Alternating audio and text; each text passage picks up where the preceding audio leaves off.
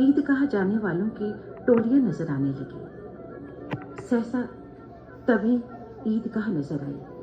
ऊपर इमली के घने वृक्षों की छाया है, नीचे पक्का फर्श है जिस पर जाजम बिछा हुआ है और रोजेदारों की पंक्तियां एक के पीछे एक न जाने कहां तक चली गई हैं। नए आने वाले आकर पीछे की कतार में खड़े हो जाते हैं। आगे जगह नहीं है। यहाँ कोई धन और पद नहीं देखता। सभी बराबर हैं। सभी ने वजू किया और पिछली पंक्ति में खड़े हो गए। नमाज खत्म हो गई। लोग आपस में ही गले मिल रहे हैं। हामिद के दोस्त महमूद, मोहसिन, नूरे और सम्मी घोड़ों और ऊंटों पर बैठते हैं। हामिद दूर से खड़ा है। 3 पैसे तो हैं उसके पास। उधर दुकानों की कतार लगी है। तरह तरह के खिलौने हैं। महमूद सिपाही लेता है। नूरे को वकील पसंद है। ये सब 2-2 पैसे के खिलौने हैं। हामिद के पास कुल 3 पैसे हैं। इतने महंगे खिलौने वो कैसे ले? खिलौना कहीं हाथ से छूट पड़े तो चूर चूर हो जाएगा। खिलौनों के बाद मिठाइयां आती हैं।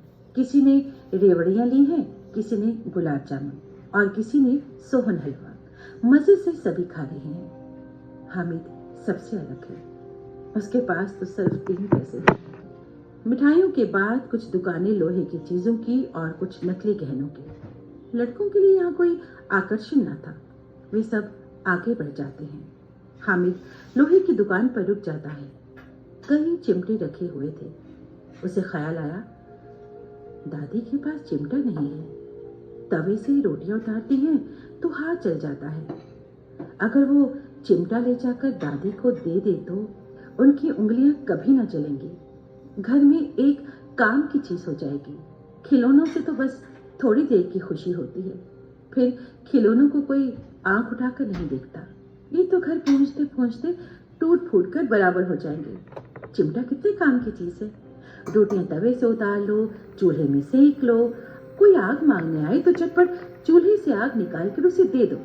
अम्मा बेचारी को कहाँ फुर्सत है कि बाजार जाए। और इतने पैसे ही कहाँ मिलते हैं, रोज हाथ जला देती है। हामिद के साथ ही आगे बढ़ गए। सबील पर सबके सब शरबत पी रहे हैं। देखो सब कितने लालची हैं। इतनी मिठाइयां ली, मुझे किसी ने एक भी ना दी। इस पर कहते हैं मेरे साथ खेलो, मेरा ये काम करो। अब अगर किसी ने कोई काम करने को कहा ना तो पूछूंगा, खाए मिठाइयां? आप मुंह सड़ेगा, फोड़े पिंसियां निकलेंगी, आप ही जबान चटोरी हो जाएगी। अम्मा अम्मा मेरा चिमटा देखते ही दौड़कर मेरे हाथ से ले लेंगी और कहेंगी, मेरा बच्चा अम्मा के लिए चिमटा लाया है, कितना अच्छा लड़का है। इन लोगों के खिलौनों पर कौन इन्हें दुआएं देगा? बड़ों की दुआएं सीधे अल्लाह के दरबार में पहुंचती हैं और जल्दी सुनी जाती हैं। मैं गरीब सही, किसी से कुछ मांगने तो नहीं जाता ना। हामिद ने दुकानदार से पूछा, ये चिमटा कितने का है? दुकानदार ने उसकी तरफ देखा और कोई आदमी साथ ना देख कर बोला, तुम्हारे काम का नहीं है जी, ये बिकाऊ है ना। बिकाऊ बिकाऊ क्यों नहीं, और यहाँ क्यों लाद कर लाए हैं? हामिद, तो बताते क्यों नहीं कि कितने पैसे का है? दुकानदार, 6 पैसे लगेंगे। हामिद का दिल बैठ गया। ठीक ठीक 5 पैसे लगेंगे। हामिद का दिल बैठ गया। हामिद ने कलेजा मजबूत करके कहा, 3 पैसे लोगे? दुकानदार ने उसे चिमटा दे दिया। हामिद ने उसे इस तरह कंधे पर रखा जैसे बंदूक है। शान से कटता हुआ अपने दोस्तों के पास गया। मोहसिन ने हंसकर कहा, ये चिमटा क्यों लाया है पगले, इसका क्या करेगा? ये कोई खिलौना है क्या? हामिद, खिलौना क्यों नहीं, अभी कंधे पर रखा बंदूक हो गई, हाथ में लिया तो फकीरों का चिमटा हो गया। चाहूं तो इससे मंजीरे बजा सकता हूँ। एक चिमटा जमा दूं तो तुम लोगों के सारे खिलौनों की जान निकल जाए। तुम्हारे खिलौने कितना ही जोर लगाएं, मेरे चिमटे का बाल भी बांका नहीं कर सकते। बहादुर शेर है मेरा चिमटा। सम्मी ने खंजरी ली थी। प्रभावित होकर बोला, अब मेरी खंजरी से बदलोगे? दुआ ने की है। हामिद ने कहा, मेरा चिमटा चाहे तो तुम्हारी खंजरी का पेट फाड़ दे। मेरा चिमटा आग में, पानी में, आंधी में, तूफान में बराबर डटा खड़ा रहेगा। चिमटे ने सभी को मोहित कर दिया। पैसे किसके पास धरे हैं, फिर मेले से दूर निकल आए। घर पहुंचने की जल्दी हो रही है। हामिद है बड़ा चालाक, इसीलिए बदमाश ने अपने पैसे बचा कर रखे थे। नूरे ने अकड़ कर कहा, ये सिपाही बंदूक वाला। हामिद ने कहा, अच्छा लाओ अभी जरा कुश्ती हो जाए। मोहसिन को एक नई चोट सूझ गई। तुम्हारे चिमटे का मुंह रोज आग में जलेगा। उसने समझा था कि हामिद लाजवाब हो जाएगा, लेकिन ये क्या बात हुई। हामिद ने जल्दी से जवाब दिया, आग में बहादुर ही कूदते हैं जनाब। तुम्हारे ये वकील सिपाही किसी काम के नहीं है। महमूद ने एक जोर लगाया, वकील साहब कुर्सी मेज पर बैठेंगे। तुम्हारा चिमटा तो बावर्ची खाने में जमीन पर पड़ा रहने के सिवा और क्या कर सकता है। हामिद को कोई जवाब ना सोचा, लेकिन उसने कहा, मेरा चिमटा बावर्ची खाने में नहीं रहेगा। वकील साहब कुर्सी पर बैठेंगे तो जाकर उन्हें जमीन पर पटक देगा और उनका कानून उनके पेट में डाल देगा। कानून को पेट में डालने वाली बात छा गई, ऐसी छा गई कि सभी दोस्त मुंह ताकते रह गए। हामिद ने 3 पैसे में रंग जमा लिया। सच ही तो है, खिलौनों का क्या भरोसा, हामिद का चिमटा तो बना रहेगा।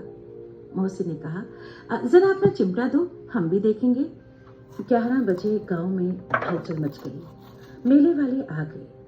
मोहसिन की छोटी बहन ने उसके हाथ से खिलौना खींचा और उसके हाथ से नीचे गिर गया और टूट गया। मियां नूरे ने अपने वकील साहब के लिए एक लकड़ी का पटरा दिया। पटरे पर कागज का कालीन बिछाया और वकील साहब को उसमें विराज कर उन्हें पंखा करने लगा। लेकिन पंखे की हवा से या पंखे की चोट से वो मिट्टी का खिलौना भी मिट्टी में मिल गया। और अब मियां हामिद का हाल सुनिए। अमीना उसकी आवाज सुनते ही दौड़ी दौड़ी आई और उसे गोद में उठाकर प्यार करने लगी। तभी उसकी नजर उसके हाथ में रखे हुए चिमटे पर पड़ी और वो बोली, ये चिमटा तू कहाँ से लाया? हामिद, मैंने ये चिमटा मोल लिया दादी। है पैसे में? 3 पैसे में। अमीना ने छाती पीट ली, ये कैसा बेसमझ लड़का है। दोपहर हो गई है, ना से कुछ खाया ना पिया और लाया क्या ये चिमटा।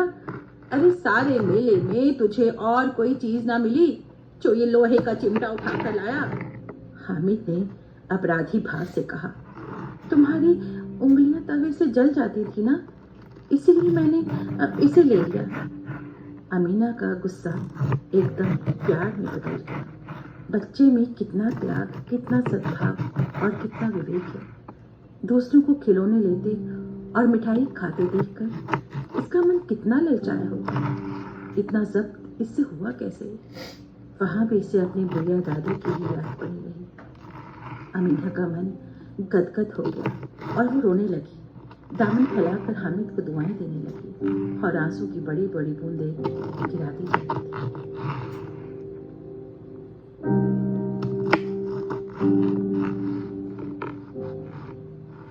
अभी आप सुन रहे थे मुंशी प्रेमचंद की कहानियों पर आधारित रेडियो नाट्य वाचन। आज की कहानी थी ईदगाह। वाचन स्वर और प्रस्तुति काजल सूरी की थी।